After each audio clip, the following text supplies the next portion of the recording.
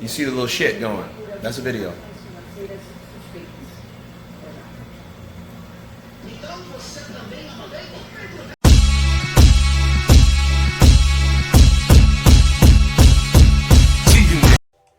You know, while Tyson Fury is definitely one of the happiest men in the world, there's no heavyweight happier than Anthony Joshua right now. For years, there's been so much pressure on Anthony Joshua to take the Wilder fight.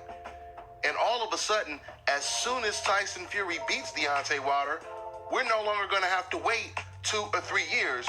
Anthony Joshua had already said before the Tyson Fury-Wilder rematch that he wanted Tyson Fury to win that fight. He preferred to fight Tyson Fury over Deontay Wilder. And Anthony Joshua, he got his wish. What's up, fight fans? This is Kurt DeVille with Counterpunch Boxing News, and I was just letting you guys hear the other side of the street. Donte's Boxing Nation, my man, I have to counterpunch him today. And this video, he's explaining that Anthony Joshua is the happiest heavyweight in the world, okay? And of course, as you heard him say, that as soon as Deontay Wilder lost, he wanted to fight Tyson Fury. In fact, he said he would prefer Tyson Fury to win. But what hasn't been revealed is why Anthony Joshua wanted him to win.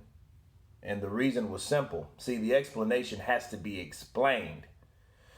Anthony Joshua would prefer Tyson Fury to win because Tyson Fury would fight him before Deontay Wilder would, obviously. Okay? And, you know, a lot of people saying that it's pressure on Anthony Joshua to make that fight.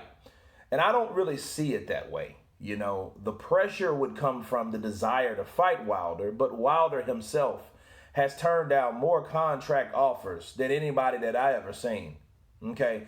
At this point in the last 2 years, if you guys can understand, there have been more offers in the last 2 years than there was in the last 5 years, the amount of time it took, or let's say 6 years, for the amount of time it took to make Manny Pacquiao versus Floyd Mayweather, or Floyd Mayweather versus Manny Pacquiao, okay?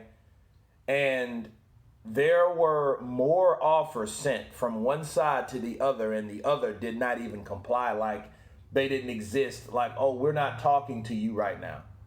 It got very personal, it got very dirty, you know, and it's like business was forgotten about.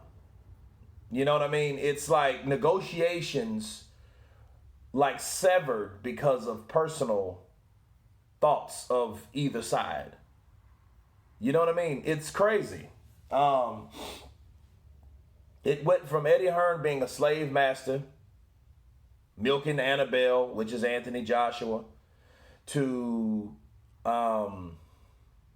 we don't know who Deontay Wilder was, because Eddie Hearn, you know, said that, you know, he was exploiting the fact that Deontay Wilder was the lesser known heavyweight champion.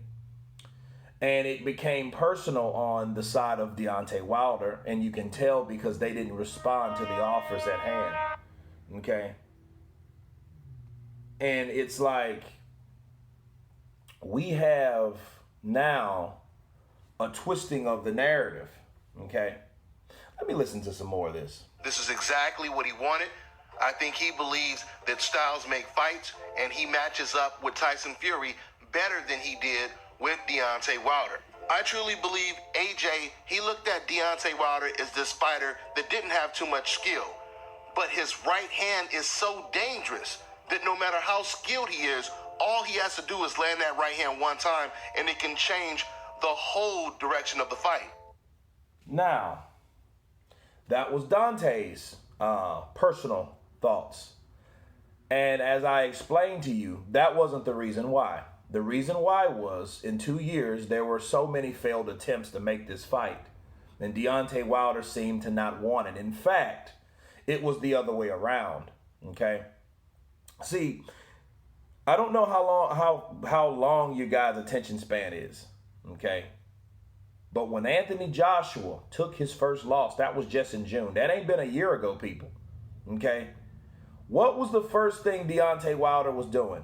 High-fiving, chest bumping, doing interviews with Andy Ruiz, showing his gratitude, showing his thanks, right? Oh, of course, blasting Anthony Joshua all at the same damn time. He couldn't do that. That's like his official, unofficial rival, right? He didn't have a heart of a champion and all that. But Andy Ruiz, let's have a showdown. Oh, I want the undisputed fight now. See, that's not mentioned right now. I mean, I haven't heard the whole thing, but it was completely the opposite. You know how Donte's saying it, because Wilder has, less skill, but he has one good right hand. He could catch it and change the dynamic of the fight. Yeah, I agree with that. I agree with that. I mean, because this is heavyweight boxing, man. You know what I mean? Like, one punch could change everything. Do you think that punch that landed in the third round on Wilder, you think that didn't change? Yeah, it changed everything. When Wilder went down, he was no longer the same fighter. I don't know if his equilibrium was knocked off, which what my guess would be, because he got caught in the ear area. Okay, so that one punch changed that whole fight. Even though he was getting beat up and bullied around and roughed up a bit with Tyson Fury, with the weight, benefiting him, of course. But that punch changed everything. So, yeah, I mean, I'm pretty sure. But that's not the reason he didn't want to fight Deontay Wilder. Because, again, you don't make or send offers for a fight you don't want. I'm going to say that one more time. You do not send offers to a fight that you don't want. Now, let's just look at it how it is. We got two fighters, and we have an LDBC channel, Donte's Boxing Nation, huge channel, a lot of subscribers, right? A lot of people listen to Donte. He's over in Thailand doing his thing. I hope he's cool and safe and all that. But these guys are hurting. They're hurting bad. Tyson Fury's not American. Anthony Joshua's not American. Okay? But they're both champions now. Deontay Wilder is American. Deontay Wilder took the loss. See, here's the deal. Now, here in America, we don't have an American champion. Okay? And for channels like Donte's Boxing Nation, you'll see videos like this because this just shows how hurt they really were. Joshua's not happy because he doesn't need to fight Deontay Wilder. But I believe he's happy because there is a chance if he beats Wilder again, okay, there is a chance that there will be a showdown with him and Tyson Fury. Because, see, in reality, as we know, as time showed us, Tyson Fury and Anthony Joshua have a better relationship together. They do. Deontay Wilder and Anthony Joshua, it's like you hear them talk about each other, or mostly you hear Deontay Wilder talking the negative stuff. Anthony Joshua's more or less saying, like, now he does crack and he does clown people, but he's one of those guys, it's subtle, okay? He doesn't say things like, he's a coward and all that. He doesn't say those type of things. The farthest he went in on somebody was Lennox Lewis, and, everybody knows he called him a clown. But that was for countless, repetitive things that Lennox Lewis was saying about Anthony Joshua and some negotiations that he doesn't even know anything about. However, it was mostly Deontay Wilder saying a lot of these negative things towards Joshua. Well, now that Deontay Wilder's lost, okay, people need to understand, especially the fans of Wilder, okay, that everybody's going to get their day, okay? Joshua had his time. They clowned him. They were happy. They were having videos.